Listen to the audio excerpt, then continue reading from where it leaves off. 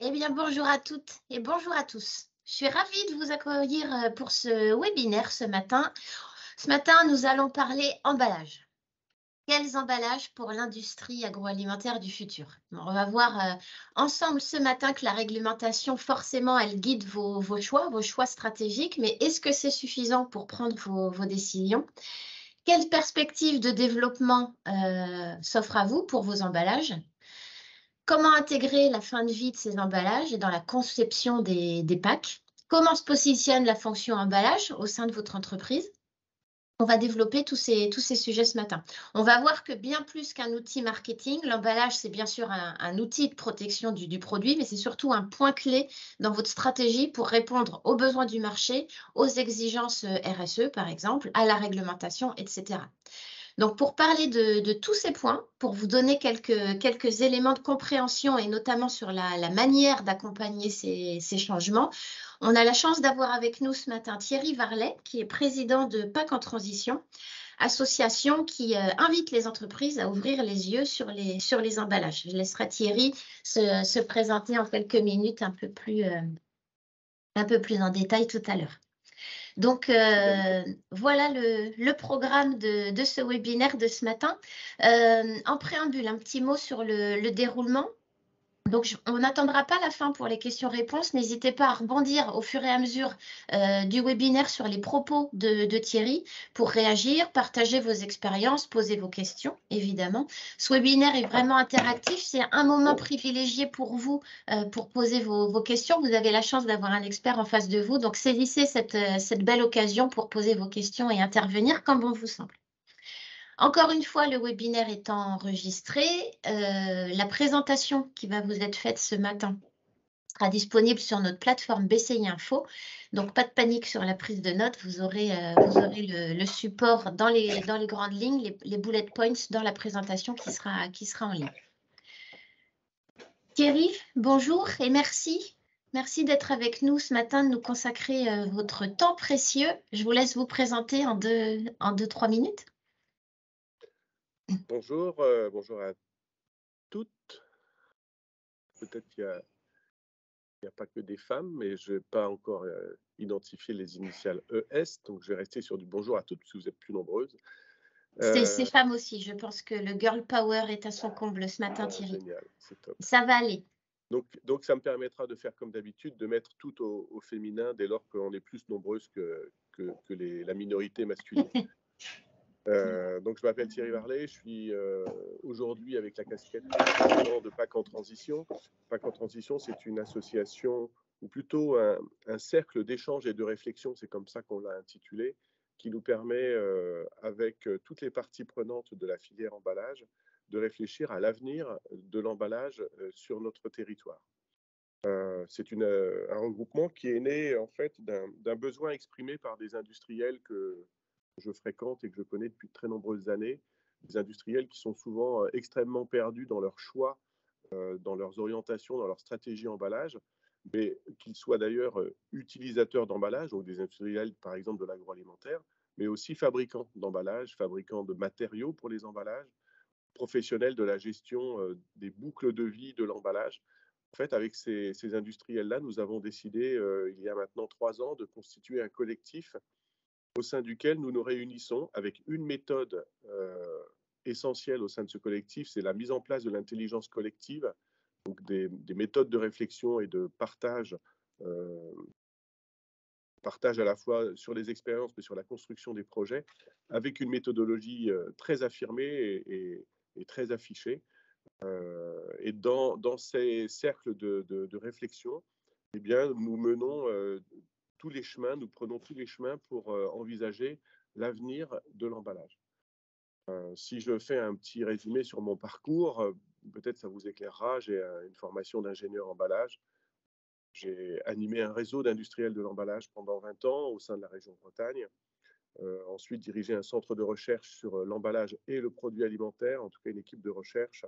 Et depuis quelques années, je me concentre sur un avenir très lointain de l'emballage, mais ça, j'en parlerai un peu plus tard dans les slides que nous allons vous présenter.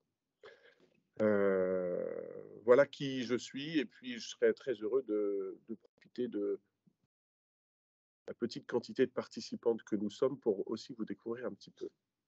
On va faire un petit tour de table. Oui, merci beaucoup Thierry. Est-ce que je peux vous suggérer de monter un peu le volume de votre micro si c'est possible?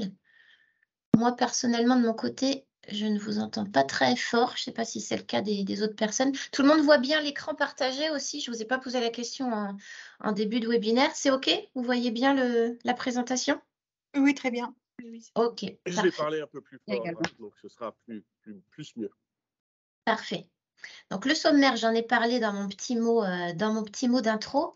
Avant de démarrer, je vais vous soumettre, avant de quitter la réunion Teams, si vous voulez bien répondre au petit questionnaire que je lancerai. Il y a 3 questions simples et rapides. Ça prend vraiment 1 minute pour y répondre. Je vous remercie par avance d'y consacrer ce petit temps. C'est important pour moi d'avoir votre retour sur ce webinaire et vos suggestions d'éventuelles thématiques de webinaire que vous souhaiteriez que nous organisions par la suite. Donc, merci par avance de répondre au petit sondage que je vous soumettrai donc à la fin de ce webinaire. Je ne vais pas m'étendre sur la présentation de BCI parce que la majorité d'entre vous nous connaissez déjà. Je vais juste faire un petit focus sur 2 choses importantes. La première étant la e-vitrine Suppliers from Bretagne. Vous savez que pour faire appel à nos services, vous n'êtes pas obligé d'être adhérent à l'association Bretagne Commerce International. Néanmoins, quand vous êtes adhérent, vous avez accès à des services privilégiés. Suppliers from Bretagne en fait partie. C'est une e-vitrine qu'on a mis en place il y a 1 an à peu près environ. Il y a 200 entreprises aujourd'hui qui sont sur cette plateforme, entreprises bretonnes, hein, bien évidemment. La plateforme a déjà fait ses preuves puisqu'il y a des ventes qui ont été générées grâce à cette e-vitrine. Donc, c'est gratuit lorsque vous êtes adhérent de BCI. Vous pouvez créer votre profil, mettre des photos produits, des photos de vos services, enfin, illustrer votre savoir-faire, votre expertise, de manière à ce que les acheteurs étrangers, des donneurs d'ordre étrangers ou des investisseurs étrangers puissent venir faire leurs courses tout simplement dans ce catalogue de ressources et d'expertise bretonne. Donc, je vous invite vraiment à aller voir à quoi ça ressemble.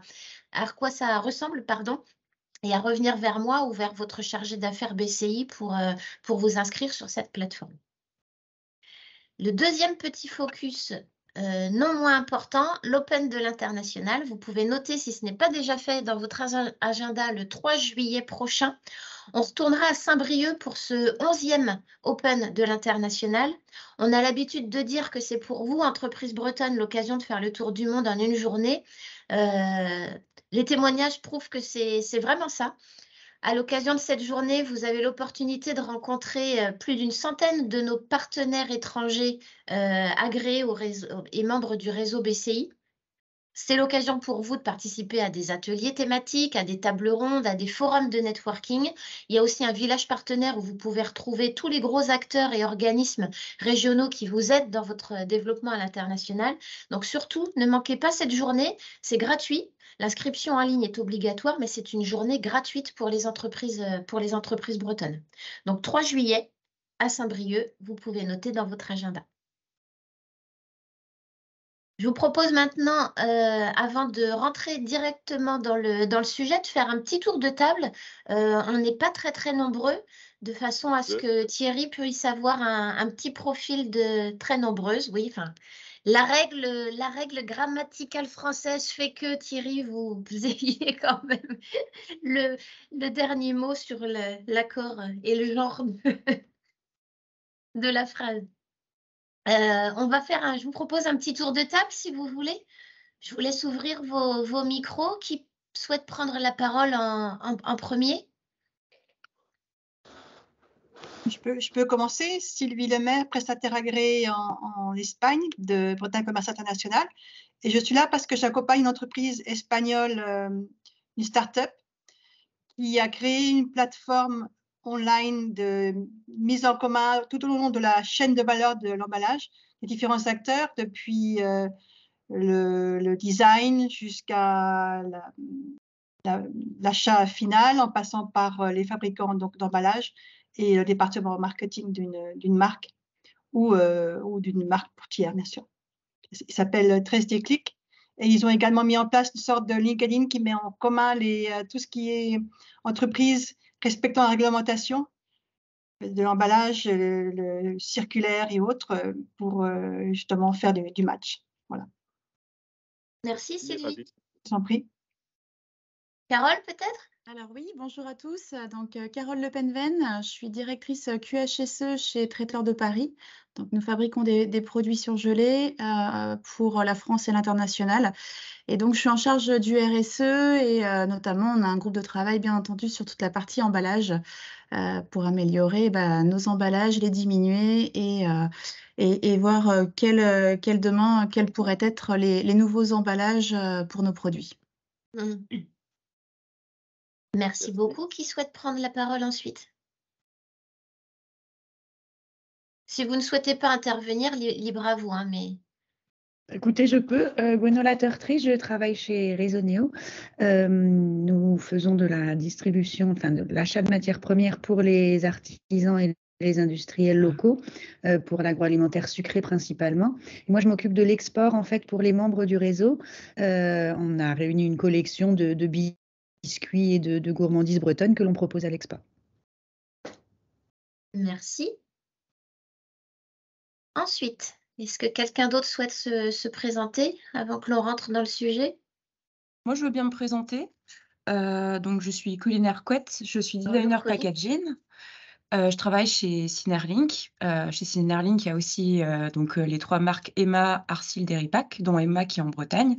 Et donc, en fait, je m'occupe donc de designer les packaging rigides. Et je suis ici donc voilà pour me renseigner un peu plus sur les packaging du futur, parce que c'est un de mes plus gros enjeux lorsque je crée un packaging, c'est d'avoir toutes les clés en main pour proposer le meilleur packaging qui voilà, en accord avec le monde du futur et les futurs enjeux. Parfait, merci beaucoup. Je crois que vous êtes au bon endroit. Merci. Alors, il nous reste Marie, peut-être, sauf si vous ne le souhaitez pas. Il n'y a pas d'obligation, hein. Je fais le tour de tout le monde avant que l'on embraye sur le sujet qui nous intéresse ce matin. Si c'est bon pour tout le monde, alors Thierry, je vous propose de commencer. ES aussi, qui est ES? Oui, bonjour, je ne sais Oui, pas si c'est vous m'entendez. Evelyne. Oui. Evelyne, vous m'entendez? Oui, Oui, bonjour, Evelyne. je m'appelle Evelyne Saint-Sevin et en fait, je suis enseignante en anglais en BTS Commerce International au lycée Félix Le Dantec à Lannion. Donc, je suis là pour m'informer et pour informer mes étudiants aussi sur ce sujet en particulier et sur d'autres. Voilà, merci beaucoup. Merci. Très bien, merci. Eh ben, on est parti. On est parti. Ah, mon micro ne fonctionne pas. Oui, c'est bon. Ah. Enfin, Oui, ça y est, c'est bon, Marie, on vous entend. Okay. Donc, je suis Marie-Dominique Plan, Société Aquabé. Ah, mais c'est Marie-Dominique. Voilà, c'est moi, Thierry. D'une autre vie, nous nous connaissons quand tu étais à Quimper. Donc, voilà, moi, je viens parce que nous, le lien entre les pollutions marines, la mer, etc., les microplastiques. Enfin, voilà, c'est une question que nos clients nous posent beaucoup. Et du coup, je me dis, est-ce que dans l'avenir, je pourrais répondre à des choses plus sympas que ce que je peux répondre aujourd'hui? Voilà. Super. Je suis content de te retrouver, Marie-Dominique. Idem. Merci pour cette matinée. Merci. Avec grand plaisir, j'espère vraiment, enfin je n'ai pas de doute là-dessus, que ça va répondre à vos interrogations et vous apporter vraiment des clés d'infos, des clés de réflexion. Donc je laisse tout de suite la parole à Thierry. Oui, merci. Merci de cette invitation. Je vais rentrer dans le vif du sujet avec, j'espère ou j'espère pas, je ne sais pas, une frustration que je vais exprimer. Je veux bien qu'on passe à la slide suivante tout de suite, s'il vous plaît, Karen. Avec pour moi ce qui est mon quotidien depuis 25 ans, c'est de subir la complexité de la réglementation. Je le dis pour moi, mais je le sais que ça l'est aussi pour vous, en tout cas celles qui sont du monde industriel. C'est juste insupportable de devoir être industriel dans cette actualité qui nous malmène et qui nous chahute de manière systématique.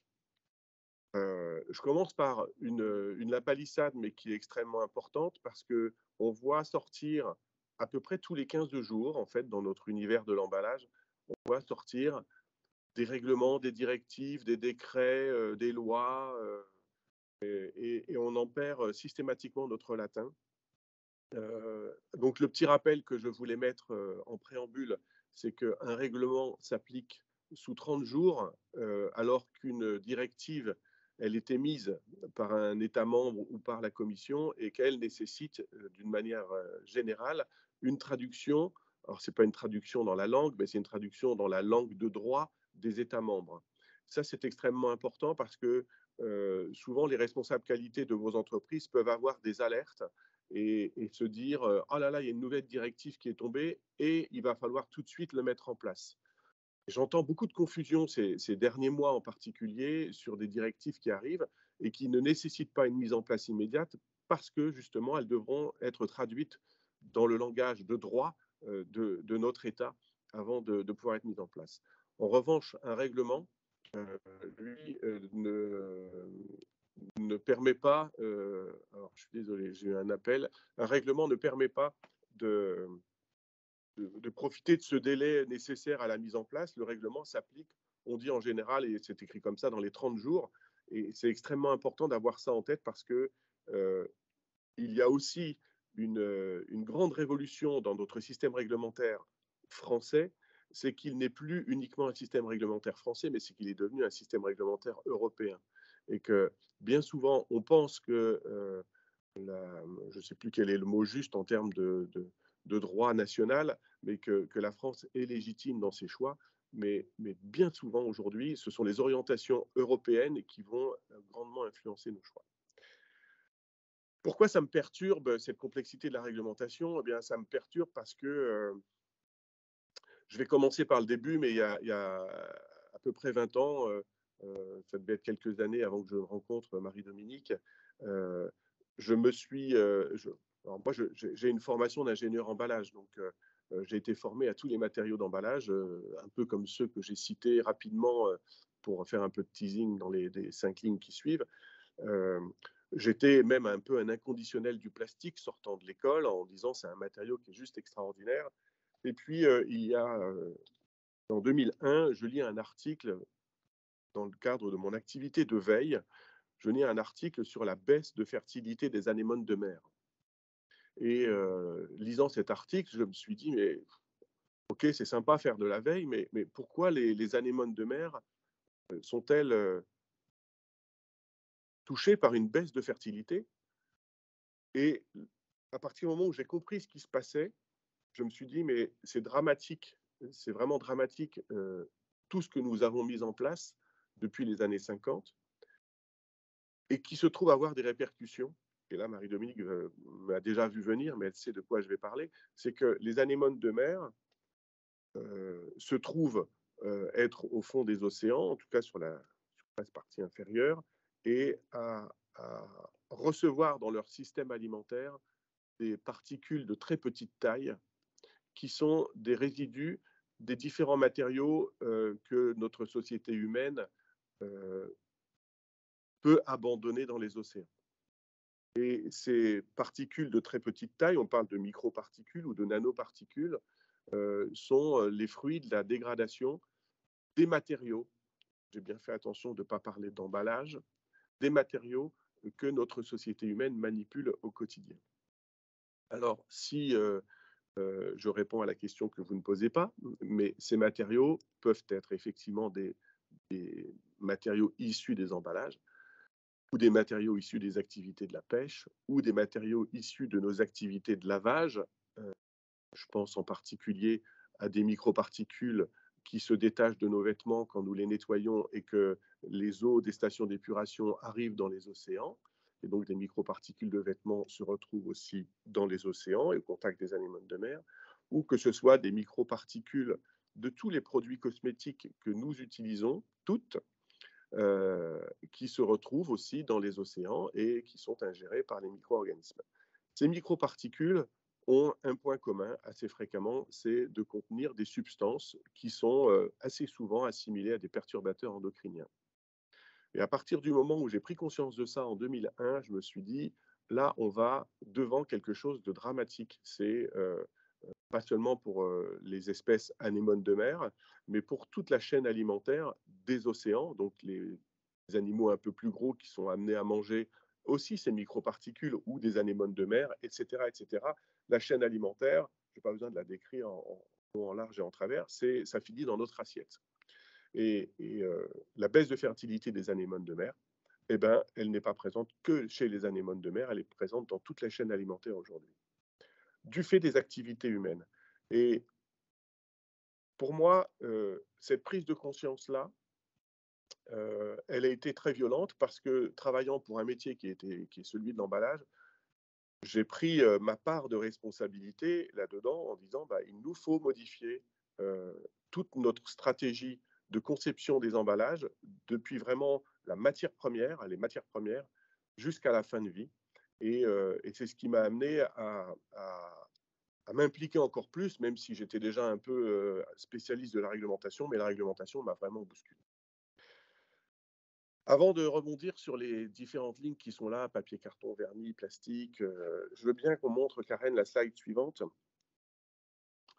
avec toute une organisation qui s'est mise en place quasi depuis début des années 2000 pour contrer le choc plastique.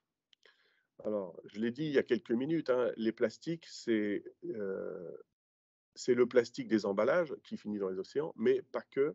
Il y a aussi tous ces matériaux que j'ai cités, à la fois issus du vêtement, issus de nos cosmétiques, issus de nos activités de pêche, parce que c'est extrêmement important aussi. Mais les plastiques, ils ne sont pas que dans les océans, on les retrouve sur Terre. Et donc, toutes les conséquences que l'on peut avoir sur l'utilisation de ces plastiques, eh bien, ça n'a fait que déclencher.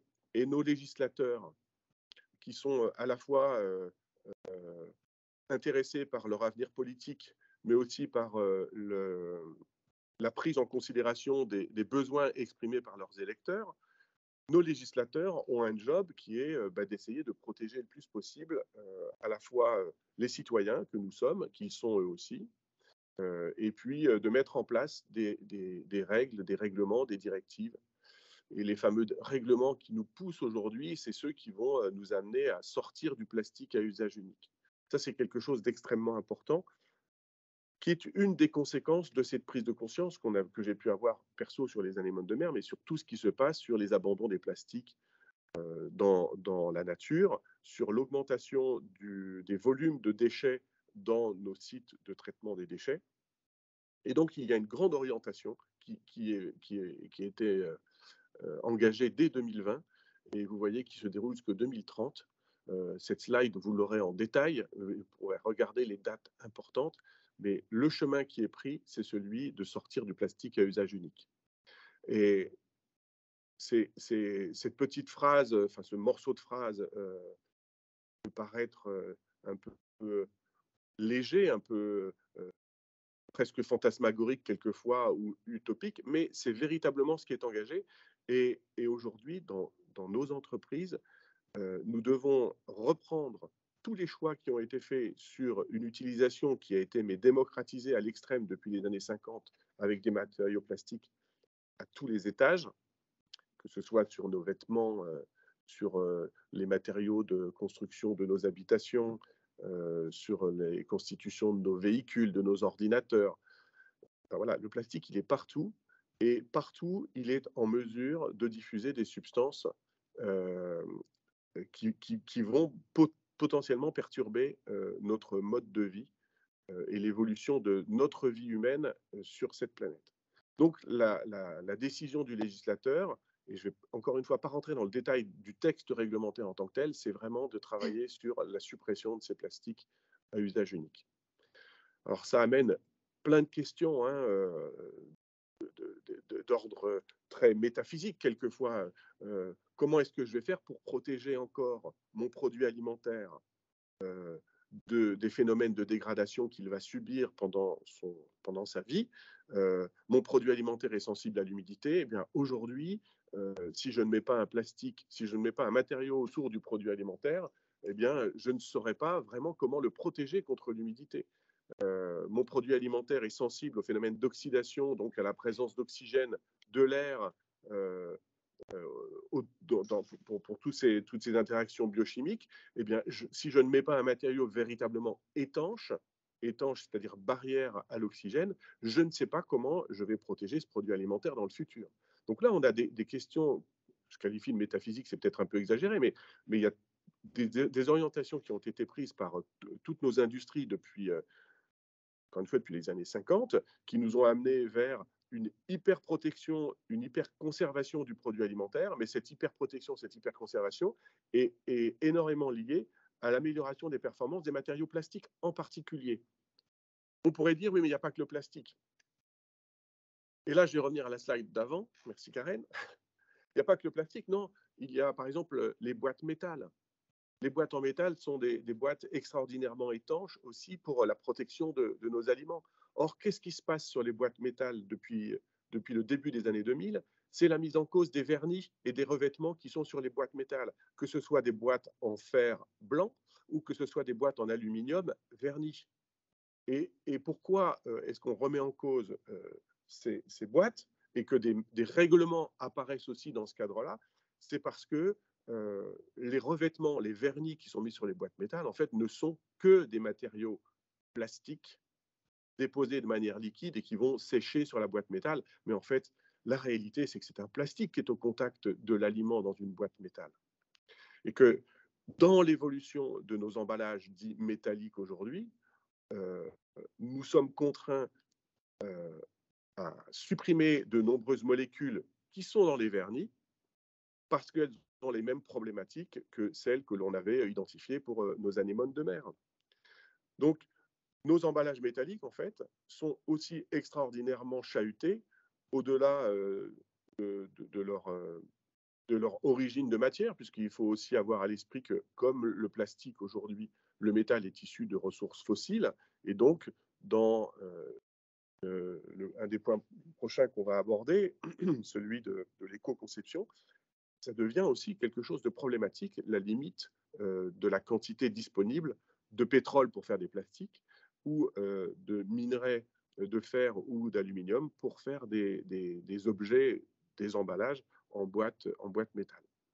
Donc ça, c'est ce côté plastique, protection du produit alimentaire. Et bien sûr, les boîtes métal, je vais aussi être confronté à cette problématique des contaminants, en fait, de ces molécules qui le composent. Et du coup, j'ai une réglementation qui va se contraindre, se conformer à cette problématique-là. Et je continue, après, je déroule. Quand je prends un papier carton aujourd'hui, j'ai l'impression d'avoir le Graal de la solution pour nos emballages. Je vais faire des emballages, je vais supprimer les emballages plastiques, puisque c'est ça, hein, je me rappelle la petite phrase, suppression des plastiques à usage unique, et je vais faire des emballages en papier carton. Et je pense que j'ai trouvé la solution. Or, un emballage en papier carton n'est pas barrière ni à l'humidité, ni à l'oxygène. Donc, il nous faut, pour avoir ces propriétés-là sur un papier carton, soit le modifier énormément, et du coup, si je prends un texte réglementaire qui traite des matériaux d'origine naturelle, ils ne restent naturels que s'ils ne sont pas modifiés par l'homme. Et donc, ce papier carton est en train de sortir du champ des matériaux possiblement considérés comme matériaux d'origine naturelle. Ou bien, si je veux le respecter et qu'il ne soit pas modifié par l'homme, eh bien, je vais troubler le consommateur en déposant une couche de plastique sur mon papier ou sur mon carton pour lui conférer des propriétés d'étanchéité à l'oxygène ou des propriétés d'étanchéité à l'eau. Et là, eh bien, on en arrive à un matériau qui n'est pour moi plus un papier carton. En fait, je le qualifie aujourd'hui d'un emballage en plastique. Un emballage en plastique entouré de papier carton. Et la réglementation se trouve et va se trouver de plus en plus confrontée à ça dans les semaines et dans les mois qui viennent. Il faut bien prendre conscience que depuis 3 ans, 2 ans et demi que l'on parle de cette suppression des plastiques à usage unique, la grande tendance de l'industrie est de basculer vers des emballages en papier-carton, mais ce sont des faux emballages en papier-carton puisqu'ils sont majoritairement recouverts de plastique. Carole, traiteur de Paris, est bien consciente de ce genre de choses et c'est quelque chose qui va forcément l'interpeller puisque sur ces sur ces produits-là où on a besoin d'une protection et on ne peut pas avoir un contact, en particulier avec un carton recyclé et un produit alimentaire, il nous faut protéger le produit le plus possible en jouant de cette complémentarité plastique-papier, papier-cellulose, pour avoir les propriétés attendues par rapport à la conservation du produit. Mais nous allons devant un gros problème, et ça fait 3 ans que j'en parle, et maintenant, ça y est, il est sorti, c'est quel est le véritable recyclage possible d'un emballage en papier-carton recouvert de plastique, ou quel est le véritable recyclage d'un emballage plastique emballé de papier-carton. Eh bien, là où on nous disait il y a 2 ans et demi, 3 ans, c'est pas grave, ce sont que des petites quantités dans les usines de traitement des déchets, et on pourra mettre de côté cette quote-part insignifiante que ça représente. Aujourd'hui, ça n'est plus le cas, puisque aujourd'hui, je pense que la moitié des papiers cartons qu'on retrouve en déchetterie sont recouverts de plastique. Et donc, on va de nouveau avoir un changement réglementaire qui va nous être imposé, et pour lequel on va dire « je ne comprends pas » ou « c'est compliqué » ou « c'est pas possible ».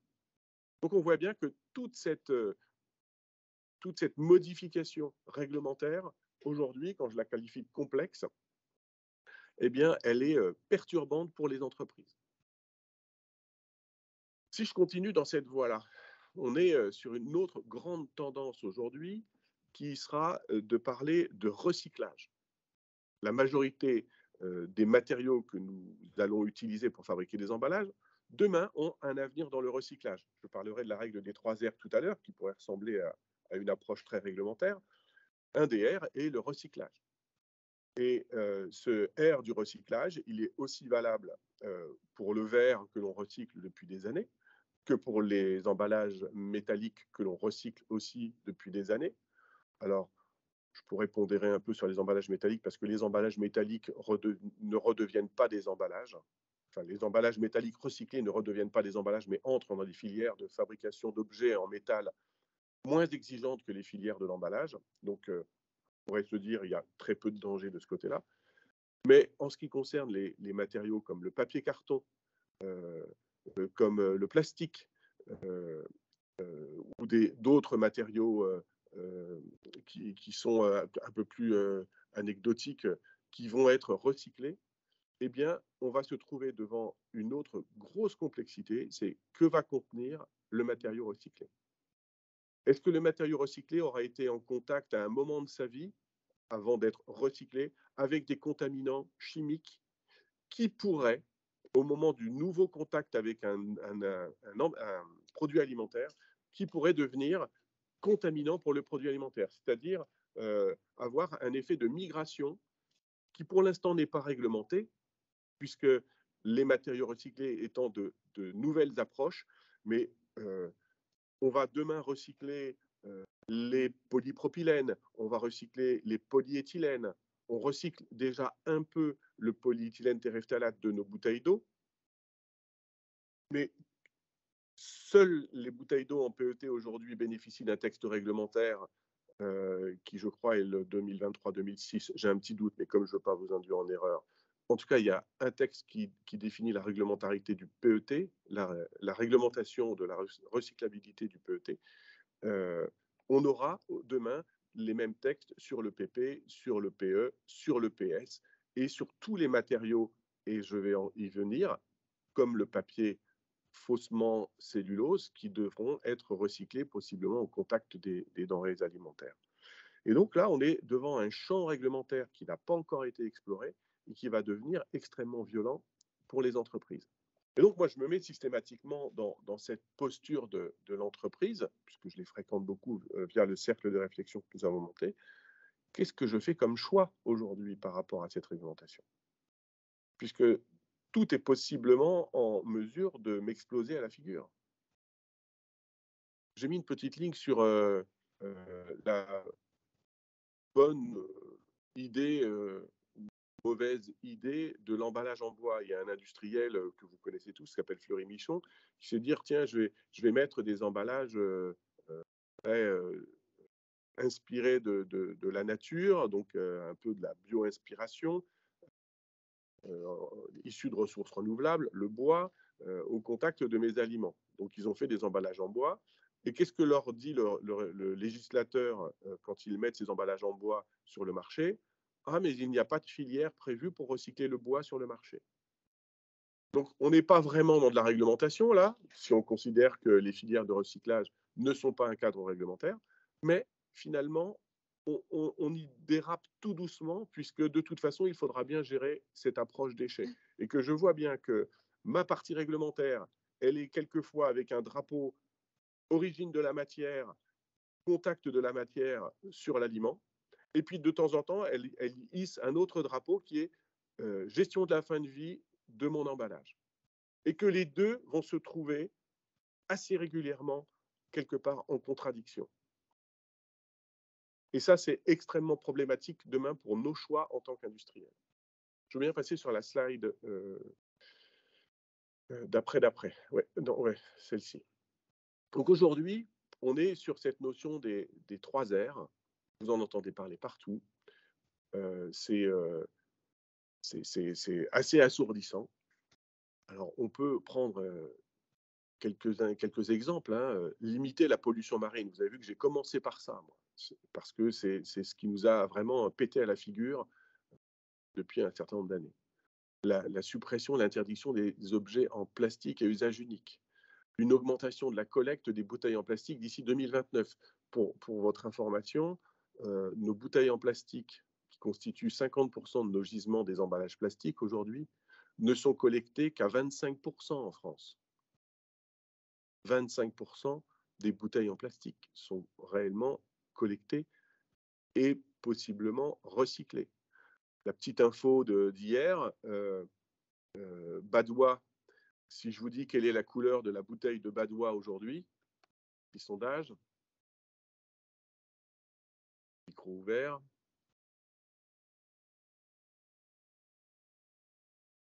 Moi, j'aurais dit spontanément vert, mais... Ouais, moi aussi vert. Oui, il y a la Badois verte et il y a la Badois rouge. Voilà. Ah oui. Vous avez vu, d'un point de vue marketing, Badois a fait un coup extraordinaire parce qu'ils ont une bouteille Badois verte et la Badois rouge qui est nettement meilleure que la Badois verte. C'est une joke. Hein. Et qu'est-ce qu'a annoncé Badois hier? Eh bien, il n'y aura plus de Badois de couleur. Parce que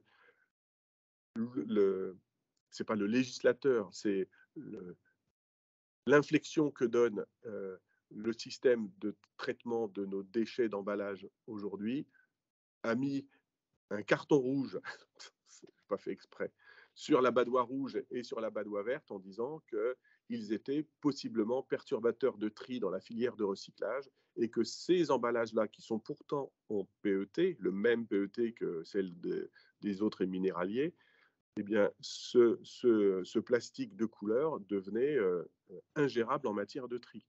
Et donc, Badois a annoncé qu'ils allaient supprimer les couleurs distinctives de leurs emballages. Et ça y est, c'est sur le marché là, depuis quelques jours. Donc, on voit bien que pour pousser cet axe du recyclage, là, en l'occurrence sur les bouteilles, mais ce n'est pas que sur les bouteilles, c'est sur tous les plastiques, incorporation de 25% de plastique recyclé en 2025. Ce n'est pas de PET recyclé en 2025, c'est de plastique recyclé. Donc on voit bien ce qui se passe là. C'est que tout ce qui était aujourd'hui la règle en 1976, quand j'ai commencé à étudier ces textes-là, les premiers textes datent de 1976 dans la réglementation des objets en plastique. La règle, c'était, le mot d'ordre, c'était le plastique doit être inerte. Et pour qu'un plastique soit inerte, il ne faut pas qu'il soit issu de matière recyclée. Ça, c'était fin des années 70. Ça a vécu jusqu'à aujourd'hui, hein, puisque la réalité dit, la réglementation aujourd'hui dit pas de matériaux recyclés, sauf le PET qui a commencé à faire sa brèche. Et vous voyez bien que là, pour 2025, c'est 25% de plastique recyclé. Et qu'il n'y a toujours pas de texte qui réglemente véritablement les phénomènes de migration des matériaux recyclés vers les denrées alimentaires. Donc, vous allez potentiellement faire ces choix-là, obéir à la réglementation demain en mettant 25% de plastique recyclé, mais vous avez déjà le contre-exemple, enfin la contre-règle qui dit attention, il n'y a pas de législation il n'y a pas de normes aujourd'hui sur le plastique recyclé. Donc, le paradigme dans lequel se retrouve votre entreprise aujourd'hui, c'est de devoir obéir d'un côté à une directive SUP et à des lois qui se mettent en place sur les territoires, des règlements qui sont en place sur les territoires, qui vont devoir gérer les phénomènes de migration sur les matériaux contact. La loi AGEC, qui date de 2020, qui a beaucoup de mal à se mettre en place, donc la lutte contre les gaspillages, sortir du plastique jetable. Loi AGEC, c'est purement France. Donc anti-gaspillage, économie circulaire. Sortir du plastique jetable, donc ça veut dire interdiction sur le long terme, donc c'est 2030, des plastiques à usage unique. L'information des consommateurs, et puis surtout, le développement de solutions de réemploi et de réutilisation. Là, on ouvre, d'un point de vue législatif, une boîte qui avait été refermée d'ailleurs, j'ai plus les dates, mais sur la consigne, la suppression de la consigne en France, ça avait été fermé dans les années 70, je dirais, quelque chose comme ça. Et on réouvre cette boîte avec d'énormes modifications qui vont s'imposer à nous toutes. C'est l'introduction d'emballages réemployables, 3 petits points, potentiellement consignables, sur nos produits de grande consommation. Et ça, comment je fais? Puisque les verres, les emballages en verre, VE2RE, qui étaient consignés dans les années 60, ne sont plus les mêmes que les emballages en verre, VE2RE, que nous avons aujourd'hui sur le marché. Par exemple, les Allemands, eux, ont embrayé un peu plus rapidement que nous sur la réutilisation consigne et ont commencé à modifier leurs emballages en verre pour avoir des verres beaucoup plus résistants au lavage successif, des verres beaucoup plus résistants au frottement renouvelé sur les lignes de convoyage et de lavage. Et donc, ils ont adapté des qualités de verre plus élevées que ce que nous avons depuis une quarantaine d'années, une cinquantaine d'années en France. Et il va nous falloir revenir à des verres de ce niveau-là. Donc, ce n'est pas je prends mon verre habituel et il devient consigné, c'est de reprendre cette approche-là avec des verres beaucoup plus résistants. Mais là, je ne parle que du verre. Ce sera vrai aussi sur les autres matériaux d'emballage. Et donc, une des voies actuelles va être de se mobiliser sur des emballages métal réutilisables, sur des emballages en plastique réutilisables. Et donc, nous ouvrons, et là ce sera plutôt la partie suivante, tout un champ d'application d'autres matériaux. On voit bien que, je ne vais pas m'étendre sur la loi climat et résilience, on voit bien que tout est fait aujourd'hui pour être dans une dynamique éco-responsable de plus en plus importante. Le législateur, à la fois pour ses besoins de réélection, mais aussi pour répondre à une demande de la société, s'engage fortement sur ces voies-là, en tout cas de manière très apparente sur cette partie très visible de l'iceberg.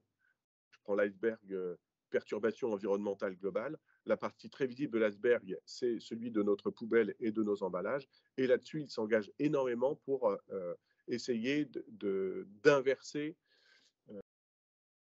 en gros, d'inverser l'augmentation de la température sur la planète avec des pollutions dans tous les sens. Et l'emballage, c'est extraordinaire pour ça. En termes de visibilité pour le conso, c'est très bien d'être très engagé sur cette partie emballage. Je dis ça, vous me sentez un peu critique parce que pour moi, ça n'est qu'une partie visible de l'iceberg. Il y a tellement d'autres chantiers à mettre en place que je trouve quelquefois un peu cavalier de dire on va focuser sur les emballages parce que ça va bien. Le consommateur, il a dans ses poubelles tous les jours. Donc, c'est facile de se donner une belle image en disant je mets l'accent là-dessus. C'est facile, sauf que l'industriel qui, lui, est chargé d'appliquer toutes ces orientations-là, eh bien, pour lui, c'est extraordinairement difficile de concevoir les bons emballages.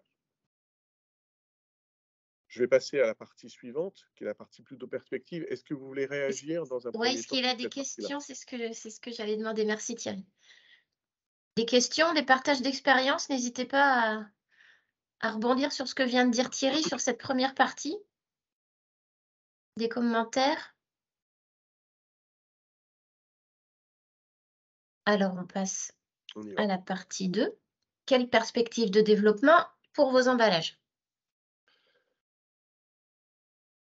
Alors, moi, je suis parti, toujours un peu dans ma provoque. Je n'ai pas la boule de cristal pour définir ce qu'est l'emballage du futur, même si mon fond d'écran pourrait le laisser entendre. La slide suivante peut-être. En tout cas, ce que je sais, c'est que l'emballage du futur devra répondre à cette tendance 3R. Alors, vous entendez ces 3 R, hein, les 3 R, c'est réduction à la source, réutilisation, recyclabilité. J'ai des amis pas spécialistes de l'emballage qui en sont à 11 ou 12 ou 13 R parce qu'ils nous en mettent dans tous les sens. Et déjà, si on peut faire ces 3-là, c'est pas mal.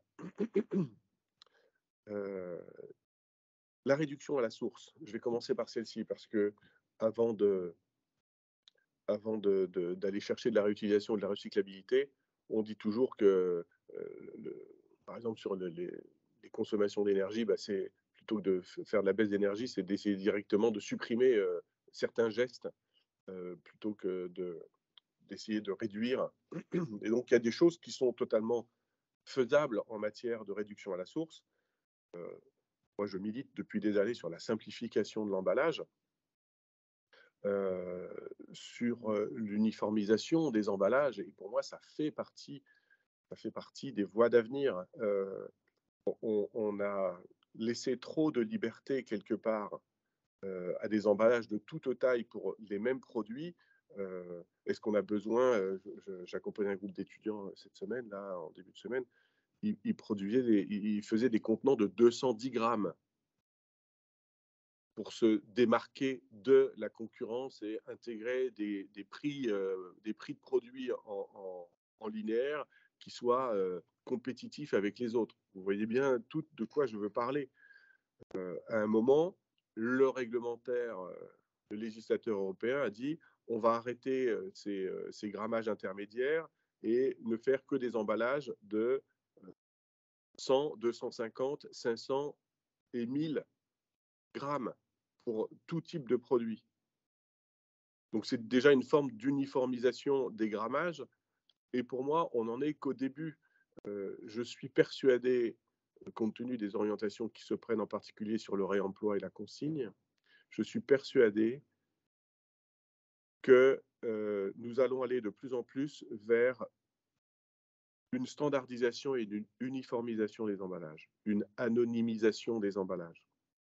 Dans des séances de créativité que nous avons menées avec PAC en transition il y a 3 ans, c'est vraiment des pistes qui sont ressorties de manière forte. Le contenant, alors je vais être précis là-dedans, la partie contenant de l'emballage, pour moi, pourrait tendre vers une uniformisation. En gros, je vais avoir 4 formats de plats cuisinés peut-être, et le 100, à mon avis, il n'a aucune raison d'être, mais du 250, du 500 et du 1000. 3 formats de plats cuisinés, pourquoi pas en barquette inox ou en barquette plastique. Et ensuite, nous irons avec une identification par entreprise sur la partie variable, c'est-à-dire sur la partie fermeture operculage. Ça, c'est une des voies que je sens de plus en plus se détacher, ce qui voudra dire à terme des techniques de conditionnement homogènes au sein de chaque entreprise, des rayons peut-être réduits en matière de visuel par rapport à l'identification que nous avons aujourd'hui et la recherche de facings très différents.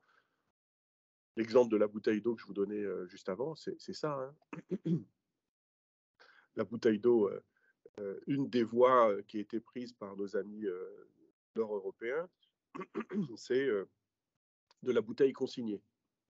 Est-ce qu'une bouteille consignée, donc je rapporte ma bouteille d'eau vide, j'ai une contribution qui m'est donnée en retour, enfin j'ai une petite pièce qui m'est donnée en retour, et ma bouteille d'eau va rentrer dans un circuit de lavage et elle sera réutilisée pour de nouveau de l'eau ou une boisson gazeuse.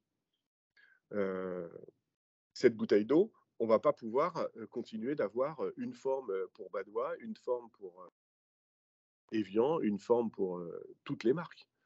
On a une potentielle voie qui va s'ouvrir à nous sur la bouteille d'eau, qui sera de dire, je vais uniformiser mes formes, formats, et m'identifier, me singulariser avec un étiquetage qui, sur la bouteille, est un étiquetage volant, dans le sens où il devra pouvoir se décoller facilement d'une bouteille en verre ou d'une bouteille en plastique, réutilisable, réemployable, et ma différence se fera uniquement avec mon visuel étiquette.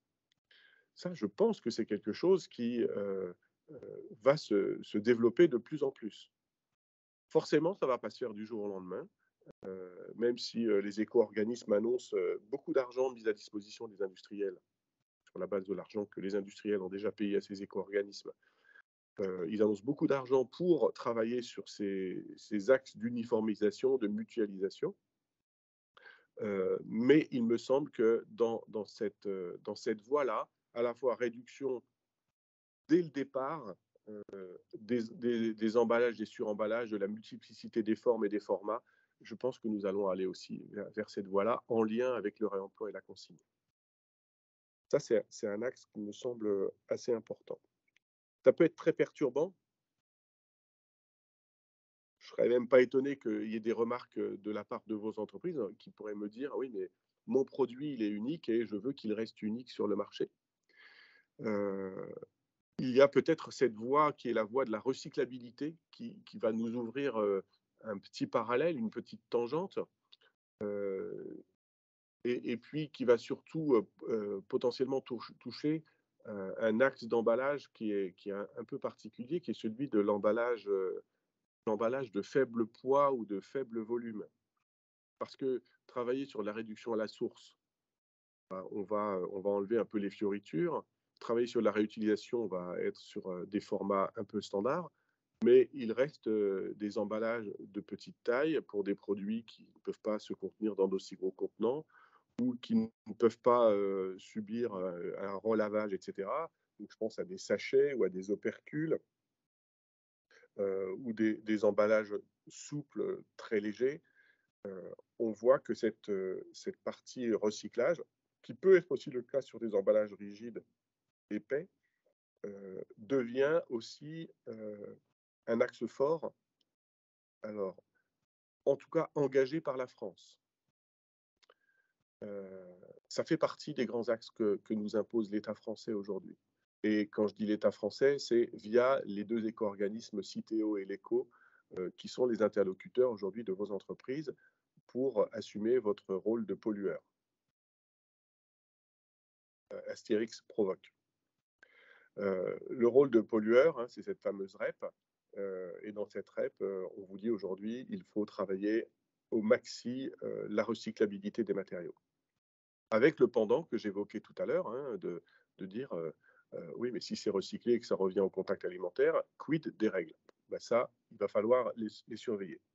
Toujours est-il que dans les axes forts qu'on nous donne en ce moment, il ne pourra y avoir recyclabilité des matériaux que s'il y a une forme d'homogénéité des matériaux. Donc, ça veut dire que tous les emballages qui étaient des emballages légers, souples aujourd'hui, qui étaient en matériaux multicouches, une couche de PET avec une couche de PE, donc polyéthylène terephthalate avec une couche de polyéthylène, ou un PP et VOH-PE pour avoir des propriétés barrières sur une barquette plat cuisiné. Tous ces matériaux-là vont tendre vers des matériaux monomatières. C'est quasi déjà embarqué de manière définitive, puisque dès que vous mettez des matériaux à multicouches complexes, vous êtes hyper taxé sur ces matériaux-là en termes de redevances versées aux éco-organismes, alors que si vous favorisez des matériaux monomatières, vous serez moins taxé. Vous serez toujours taxé, mais moins taxé. Donc, le mouvement est engagé, le mouvement pour la recyclabilité de ces matériaux. Donc, et ça, on est aujourd'hui sur un recyclage plutôt mécanique. L'autre voie très impulsée par l'État français, c'est le recyclage chimique. Vous en avez tout entendu parler. Le recyclage chimique, je ne fais pas seulement du broyage de matière pour la refondre, mais je vais prendre de la matière et lui mettre un solvant dessus pour séparer les molécules les unes des autres et faire en gros mon tri chimique des monomères pour en refabriquer ensuite des polymères. J'avoue que j'ai un peu de mal pour l'instant avec cette voie imposée par l'État français parce que j'ai juste le sentiment qu'on est encore en train de servir la soupe aux pétroliers parce que ce sont eux qui maîtrisent les technologies, ce sont des technologies qui sont extrêmement énergivores et j'ai un peu le sentiment que on nous l'a fait un peu à l'envers en favorisant des technos énergivores, tout ça pour l'intérêt des pétrochimistes. Je suis un peu perturbé là-dessus, mais si je veux balayer l'ensemble de cette notion de recyclabilité, je me dois d'en parler. C'est très soutenu aujourd'hui par des grosses subventions pour quelques entreprises énormes. À voir, à surveiller. Encore une fois, là, c'est de la boule de cristal et du règlement qui vont nous impacter. Quelles seront les traces de solvants présentes dans les recyclés chimiques que nous aurons demain au contact des produits alimentaires? Ça, c'est un truc, encore une fois, toujours pas étudié. Et puis, il y a la troisième voie de recyclage, qui est le recyclage biologique. Alors, j'utilise maintenant systématiquement ces deux mots, recyclage biologique, parce que on avait tendance à mettre cette voie de la biodégradabilité ou du compostage comme une voie réservée aux écolos bobos avec le pultigrade, comme on l'entend dans certains endroits, comme étant une voie anecdotique. Or, vous savez qu'il y a eu un grand changement réglementaire depuis peu en matière de collecte des déchets. Je suis aujourd'hui rapatrié dans la mairie de mon village parce que j'avais plus de réseau chez moi. Donc, les mairies de nos villages, depuis 2 ans, savent que pour le 1er janvier 2024, elles devront toutes avoir mis en place la collecte des déchets fermentescibles. C'est-à-dire qu'au-delà de la poubelle grise dans laquelle on mettait tout, est apparue une poubelle jaune dans laquelle on a mis les emballages, certains emballages dans certaines communes, tous les emballages dans d'autres communes. Ça, c'est la cacophonie réglementaire, faussement réglementaire française. Et puis, depuis peu, toutes les mairies devront mettre en place, d'ici peu, elles devront toutes mettre en place la collecte des déchets fermentescibles. Pour que ce qui pourrait rentrer dans mon compost perso, puisque chez moi, je ne veux pas de poubelle à déchets fermentescibles, je fais du compost, ce qui peut rentrer dans le compost perso devienne possiblement du compost. J'ai dit possiblement, peut-être que je reviendrai là-dessus après. En tout cas, nous avons une voie qui commence à être explorée sur notre territoire national, alors que c'est déjà bien exploré en Italie, c'est assez bien exploré en Belgique, en Allemagne, en Suisse. Mais en France, ça y est, on s'y met un petit peu à intégrer cette notion de biodégradabilité, donc de compostabilité des déchets fermentescibles. Des déchets fermentescibles, pas des emballages. Pas des emballages. Un emballage biodégradable, aujourd'hui, n'a pas encore vocation à arriver dans la poubelle déchets fermentescibles. J'ai dit aujourd'hui et pas encore. Mais dans 5 ans, un emballage tellement fin qu'il ne pourrait pas être recyclé, tellement léger qu'il ne pourrait pas être pris en charge sur les sites de traitement de nos déchets, et qui aurait des propriétés d'être recyclé biologiquement, c'est-à-dire de pouvoir rentrer dans le circuit de la biodégradabilité de nos sols et de nos déchets fermentescibles, peut-être que cet emballage-là aurait ce genre d'avenir. Je dis bien peut-être.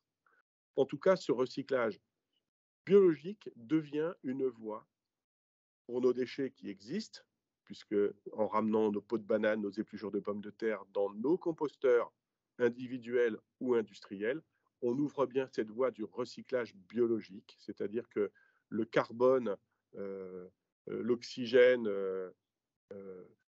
l'azote qui sont contenus dans nos déchets fermentescibles entrent bien dans une filière du recyclage du carbone, de l'oxygène et de l'azote pour potentiellement réamender nos sols. Je redis bien une fois, potentiellement réamender nos sols. Donc ça, cette voie de la recyclabilité aujourd'hui, elle commence à être bien cernée. Elle est encore multiple, mécanique, chimique, biologique, mais ça fait partie de ce troisième R qui vont nous donner des orientations demain sur notre conception d'emballage. Donc, quel est l'avenir? Quelles sont les perspectives aujourd'hui en matière de conception des emballages? Je vais me focuser là-dessus. La réduction à la source dans un premier temps, c'est une des bases de l'éco-conception, la réutilisation et la recyclabilité. Il se trouve que depuis plusieurs années, je vais peut-être vous laisser réagir là-dessus. Questions, remarques, commentaires. Est-ce que ce sont des notions, ces 3R qui sont déjà en place dans vos sociétés, dans vos organisations ou pas du tout? Vous êtes sages, mesdames. Alors, si je peux, pour ma part, je ne maîtrise pas tellement les emballages des produits que j'exporte, étant donné que c'est vraiment une mutualisation de différents artisans. Par contre, ce sont déjà des sujets qui ont été abordés donc, par les fournisseurs, pour certains d'entre eux en tout cas, et ce sont surtout des sujets qui nous sont évoqués par les importateurs cette fois, en fonction des différents marchés. Et c'est vrai que ce sont aussi des inquiétudes, on va dire, des clients finaux. Et donc, forcément, il faut pouvoir relayer la chose auprès des importateurs, etc. Les exigences... par contre, Pardon, Gwenola. Non, je vous en prie. Je rebondis sur votre remarque là que certains de vos importateurs donc ont cette exigence, cette condition-là. C'est sur quelle zone, quel pays principalement? Alors, l'Italie notamment, j'avais cru comprendre par le programme qu'on allait évoquer le fait qu'il faut étiqueter de manière assez particulière les emballages. Je ne sais pas si on pourra revenir un peu plus en détail là-dessus, mais c'est vrai que, étant donné qu'ils ont une politique informative sur leurs emballages qui est quand même assez poussée, nous, ça nous oblige à réagir derrière et à pouvoir fournir des produits qui suivent les normes du pays. Mais effectivement, ça transmet quand même une exigence ou du pays, donc sur le plan des normes, ou bien des consommateurs finaux qui sont toujours plus sensibles. La remarque est intéressante sur la problématique de l'étiquetage, mais aussi du pays. L'Italie est un pays qui soutient énormément le recyclage biologique, c'est-à-dire que des emballages très fins, très souples, qui sont reconnus comme biodégradables par le système normatif, peuvent en Italie être mis dans la poubelle fermentescible. On voit bien la complexité du système. La France ne le reconnaît pas, la Belgique le reconnaît en partie, la Suisse l'adopte, l'Allemagne l'accepte sur certains territoires. Donc c'est extrêmement complexe aujourd'hui même de faire son étiquetage sur son emballage, parce que si notre produit est amené à voyager, il est amené à se trouver confronté à toutes ces approches-là. Mais c'est presque comme le touriste français qui a une pratique de traitement de ses déchets dans sa commune et qui va passer ses vacances au Croisic et qui dit au Croisic, c'est pas la même chose que sur ma commune, qu'est-ce que je fais de ma poubelle au Croisic? Donc rien que ça, c'est extrêmement problématique. Mais effectivement, dans l'étiquetage pour le marché italien, il est imposé, alors de le faire en langue italienne, ça c'est tout à fait cohérent, d'indiquer par une codification officielle chaque composant de l'emballage, mais on est également obligé de rajouter tri sélectif à vérifier avec le fonctionnement de votre commune. Exactement. Donc ça, c'est la petite phrase passe-partout, puisque comme c'est impossible de donner toutes les indications, parce que ce serait un vrai roman à chaque fois, aujourd'hui, la phrase passe-partout, c'est en gros vérifier où vous êtes et puis gérer votre déchet en fonction des préconisations de la compétence locale. La commune compétente, la communauté de communes compétente, l'agglomération compétente, le pays compétent. Et c'est là qu'on se dit aussi et qu'on assiste à cette dématérialisation de l'information, c'est-à-dire que vous avez vu, vous connaissez tout le code barre, vous avez tout vu apparaître le QR code. La suite en matière d'innovation, c'est du QR code dynamique.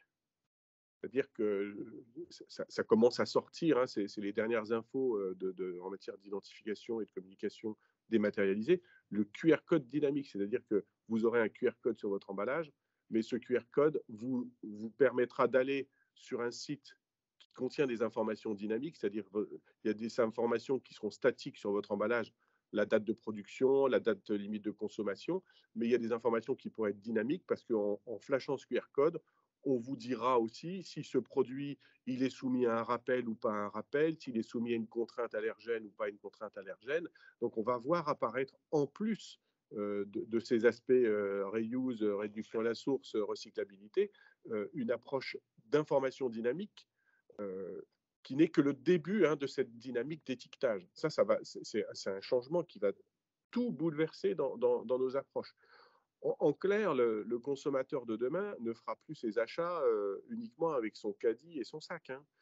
Il y aura un système de lecture du QR code de plus en plus instantané qui nous permettra de savoir à quel produit j'ai affaire, à quelle limite d'utilisation je vais être contraint et à quelle fin de vie je vais devoir, avec quelle fin de vie je vais pouvoir gérer mon produit et mon emballage. Si je continue avec ma boule de cristal, quand mon produit entrera dans mon réfrigérateur, ça commence à être fait sur certains produits, il impactera la gestion de mes stocks dans mon réfrigérateur, et dès lors que je le sortirai de mon réfrigérateur, je pourrais même gérer des quantités restantes qui pourraient subsister dans mon emballage après une première consommation des 3 premières tranches de jambon sur les 6 qui étaient disponibles. Donc vous voyez, tout ça c'est un grand changement qui se met en place.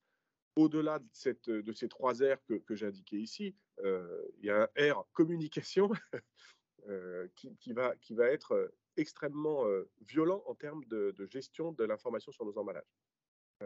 Ce qui, en matière de prospective par rapport au chapitre précédent, nous fait aussi une grosse différence d'approche entre l'approche asiatique qui est très orientée vers la suppression de l'utilisation des matériaux d'origine fossile et vers une utilisation de matériaux à fin de vie biodégradables. Ça, c'est la voie asiatique. Les Américains seront toujours en capacité de dire noir et blanc en même temps, donc ils auront les deux. La voie européenne, elle est pour l'instant très chamarrée, parce que les Italiens sont assez recyclage biologique, les Français ne le sont pas du tout. Mais pour moi, ça n'est qu'une histoire de temps. C'est le temps qui devra faire son office, puisque nous devons gérer avant tout la REP, et ça me permet de sauter directement sur le chapitre suivant. Donc dans la REP, je veux bien qu'on mette la diapo, Karen, on a un texte des années 90, après le rapport Brundtland, qui s'est inquiété de l'augmentation drastique de nos déchets, de nos fameuses poubelles. Et on a eu une première démarche qui s'est appelée des démarches d'éco-conception dans les années 90, qui se résumait en 3 points. La suppression des toxiques de tous nos matériaux, la réduction à la source, je diminue les grammages, je diminue les épaisseurs, je diminue les dimensions de mes emballages, et je prévois la fin de vie de mes emballages, c'est-à-dire que je mets en place de véritables filières de traitement de la fin de vie. C'est là que sont apparues les fameuses REP, qui sont en fait la traduction réglementaire de la prévision de la fin de vie. C'est la REP, ça s'appelle la responsabilité élargie du producteur. Classiquement, je dis qu'on n'avait pas beaucoup de solutions. On pouvait dire à l'industriel qui mettait un produit sur le marché, eh bien, vous mettez sur votre emballage qu'il faut que le consommateur vous renvoie le produit par voie postale et ensuite vous pouvez le recycler, ce qui était totalement impossible à faire. Donc, on a dit aux industriels qui mettent des produits sur le marché, on va se charger de ça pour vous. Vous mettez juste sur votre emballage que vous payez votre REP. C'était le petit logo point vert qu'on a vu pendant des années. Donc, l'industriel paye sa REP, paye sa contribution pour assumer la récupération, donc la collecte, le tri et le recyclage de ces emballages. Il le paye à un éco-organisme qui s'appelle l'ECO, qui s'appelle Citeo. Donc, ce sont les 2 éco-organismes qui sont en charge de la REP. Et à partir de là, eh bien, ils ont versé leur somme en fonction de la taille de leur emballage, de leur quantité d'emballage, du type de matériaux qu'ils utilisent. Ils ont versé leur somme à leur éco-organisme de tutelle. Et puis, l'éco-organisme, lui, va se tourner vers la commune, les communautés de communes, communautés d'agglo, et donner de l'argent aux communautés d'agglo, aux communes, pour que ces communes gèrent la collecte, le tri et le recyclage. C'est pour ça que c'est les communes qui gèrent toujours vos poubelles. C'est une compétence communale, hein, ça reste une compétence communale. Et sont à elles de gérer ça. Et elles mettent en place les systèmes qu'elles souhaitent, commune par commune. 35 000 communes en France de l'ordre de grandeur. On a eu une cacophonie pendant des années avec des poubelles qui disaient tout et n'importe quoi de manière différente. Depuis 1 an, Maxi, on assiste à une homogénéisation de la communication. On assiste à je vais répondre à la question, à une homogénéisation de la communication en disant maintenant il y a l'élargissement de la consigne de tri, donc on dit que tous les emballages vont dans la poubelle jaune. Cette contribution est versée par l'industriel qui met le produit sur le marché et pas par le producteur d'emballage à date. C'est comme ça en France. C'est pas comme ça forcément ailleurs, mais en France c'est toujours comme ça. C'est celui qui met l'emballage sur le marché qui la paye. Je m'appelle les produits de Marie-Dominique, c'est Marie-Noé toujours. Donc je mets un produit à marque Marie-Noé, ben, c'est Marie-Noé qui va payer la contribution.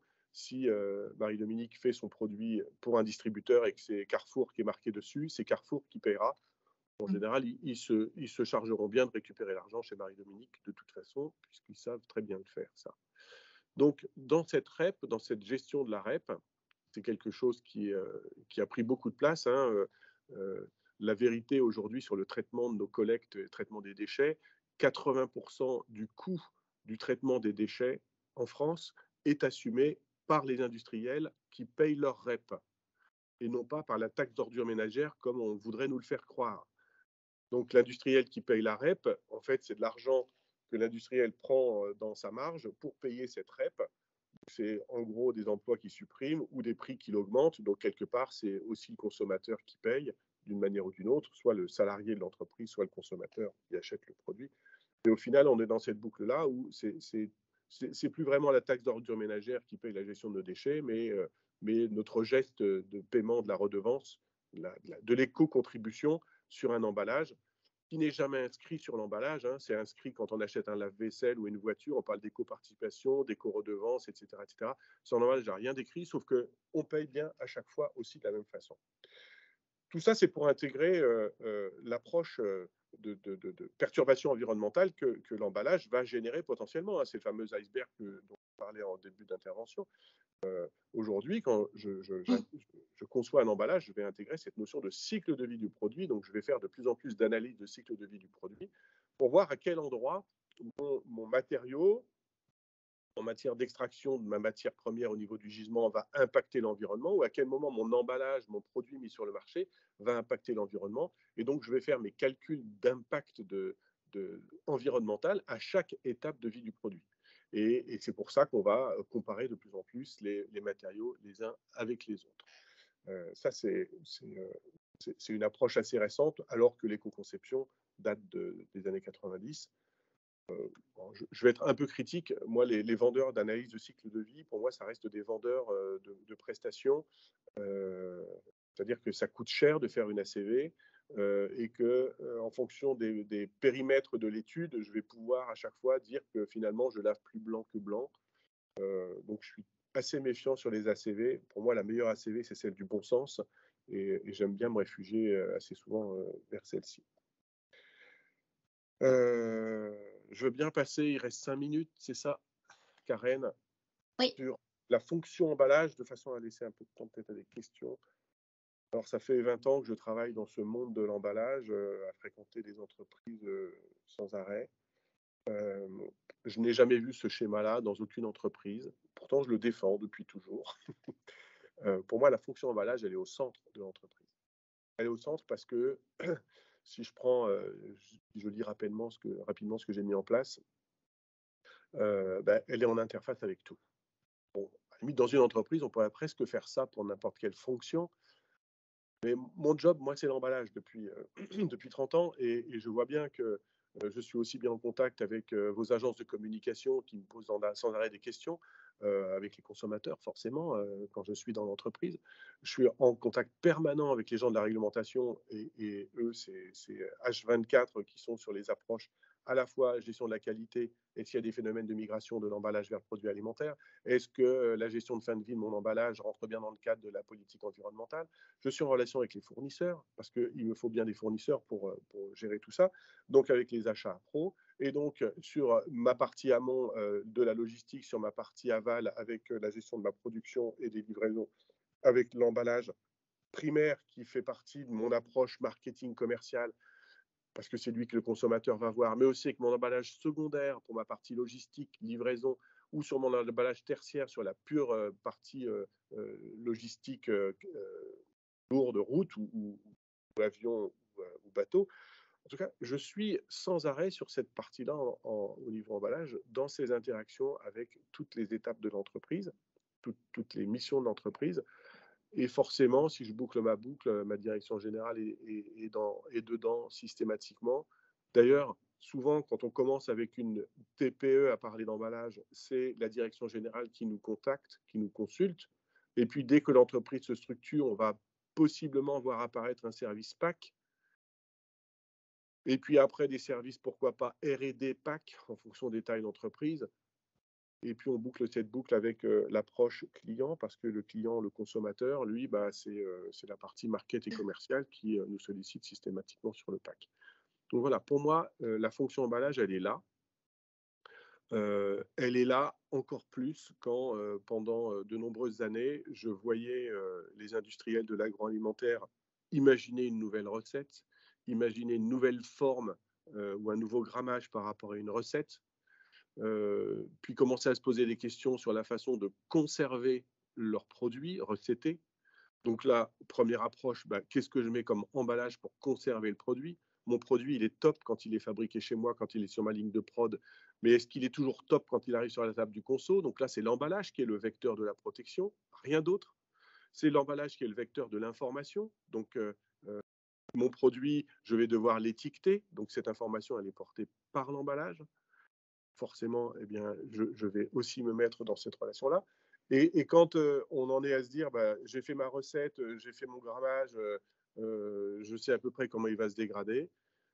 Si je pense l'emballage seulement à la fin, eh bien, je me retrouve, 9 fois sur 10, à reprendre le produit au départ en me disant, ouais, mais si j'ai fait mon grammage sans avoir tenu compte de ma logistique finale, j'ai raté une étape, donc je vais reprendre mon véritable grammage en fonction de mes dimensions de palette, en dimension de carton, et puis de mes dimensions de carton en dimension d'emballage primaire.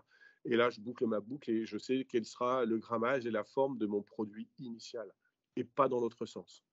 Donc ça, c'est systématique dans les entreprises, et ça a été vu, j'ai des exemples d'échecs.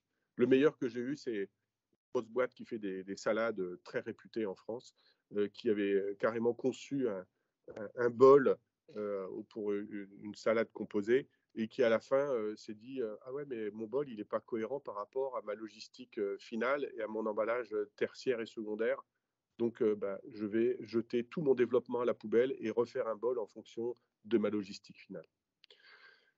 Voilà ce que je voulais vous présenter ce matin. Merci beaucoup Thierry. J'espère que je ne vous ai pas saoulé, assommé, que je ne vous ai pas trop dégoûté, et je reste à votre disposition pour des questions maintenant ou après. Est-ce qu'il y a des questions avant que l'on clôture ce webinaire? Merci beaucoup Thierry, en tout cas c'était très intéressant, illustré. C'est la cloche de la mairie qui sonne, ou de l'église. Est-ce que je peux juste vous demander de remettre le contact, la slide précédente, s'il vous plaît? Je vais vous envoyer la présentation de toute façon et le contact de Thierry. Je vous enverrai un petit mail. Vous allez retrouver tout ce qui était dans la présentation de ce matin. Vous allez le retrouver sur BCI Info aujourd'hui ou demain. Donc, parfait, merci beaucoup. Sauf quelques photos intérieures de l'ISS que je ne peux pas vous laisser. Donc, merci beaucoup. Avant de vous déconnecter, s'il vous plaît, est-ce que vous voulez bien prendre la petite minute nécessaire pour répondre au questionnaire, si vous voulez bien? Marie, on se rappelle pour ta question?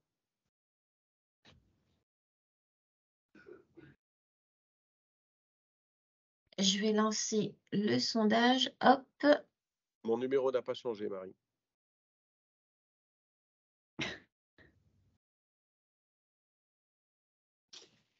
Normalement, vous avez le questionnaire qui s'affiche dans le module conversation. Je vous laisse répondre aux 3 petites questions. Je vous remercie beaucoup par avance. Je vous souhaite une bonne fin de journée à toutes. Thierry, merci encore pour votre concours précieux et puis cet exposé fort intéressant. Merci encore. À très bientôt. Prenez bien soin de vous. Je vous invite à regarder l'agenda de nos prochains événements qui pourraient vous intéresser. On a des prochains jeudis de l'agro, le 6 avril, un jeudi de l'agro Portugal notamment. Donc, n'hésitez pas à consulter l'agenda pour avoir nos prochains événements. Bonne fin de journée à toutes. Merci. Bonne fin de journée Thierry. À très bientôt. Merci. Prenez bien soin de vous. Au revoir. Merci, au revoir.